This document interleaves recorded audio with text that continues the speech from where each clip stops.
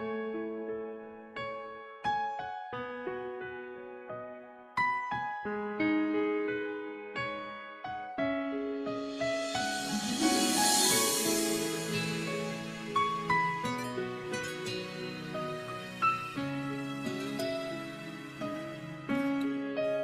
ឿងរ៉ាវស្នេហាធ្វើឲ្យឯការាល់ថ្ងៃ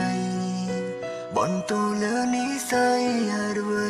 មិនមេត្តាអាចនៅត្រឹមជាមិត្តបាត់អស់សិទ្ធសង្សារស្នេហាត្រូវចប់បើមិនទាន់ស្អប់ត្រឡប់មកវិញបានទេតើអាចអាណិតគេម្នាក់ដែររងចាំអូនព្រោះគេមិនដែលធ្លាប់បងឲ្យស្នេហ៍នេះសូនតើអូនអាចវិលវិញទេបើស្នេហាមួយនេះអាចវិលដូចដើមម្ដងទៀ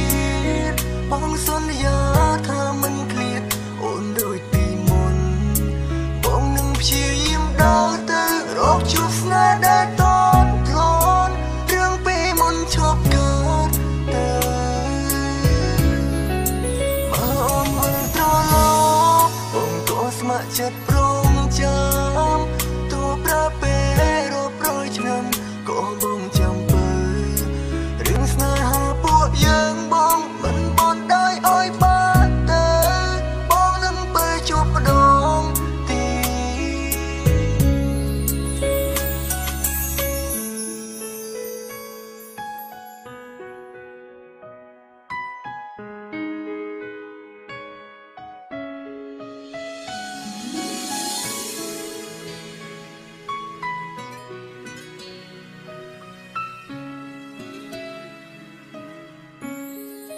បើមិនទាន់ស្អប់ត្រឡប់មកវិញបានទេ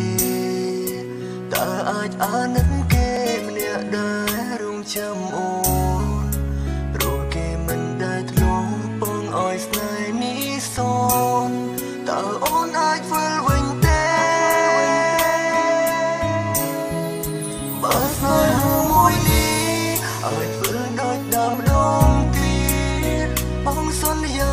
ថាមិនឃ្លាតអូនដូចពីមុនបងនឹងព្យាយាមដើរទៅរកជួបស្នេហ៍ដែលតន់ទ្រាំរឿងពីមុនឈប់កើតទៅបើអូនវិលត្រឡប់បងក៏ស្ម័គ្រចិត្តព្រមចាំទោះប្រើពេលរាប់រយឆ្នាំក៏បងចាំបើរឿងស្នេហាពួកយើងបងមិនបន់ដាយឲ្យបានទៅបងនឹងទៅជួបម្ដងទៀតបើស្នេហាមួយនេះអាចវិលដូចដើមម្ដងទៀតបងសន្យាថាមិនឃ្លាតអូនដូចពីមុនបងនឹងព្យាយាមដើរទៅរកជួបស្នេហ៍ដែលតន់ទ្រាំរឿងពីមុនឈប់កើតទៅបើអូនវិលត្រឡប់បងក៏ស្ម័គ្រចិត្តព្រមចាំទោះប្រើពេលរាប់រយឆ្នាំក៏បងចាំបើរឿងស្នេហាពួកយើងបងមិនបន់ដាយឲ្យបានទៅបងនឹងទៅជួបម្ដងទៀតរឿងស្នេហាពួកយើងបងមិនបន់ដាយឲ្យបានទៅបងនឹងទៅជួបម្ដង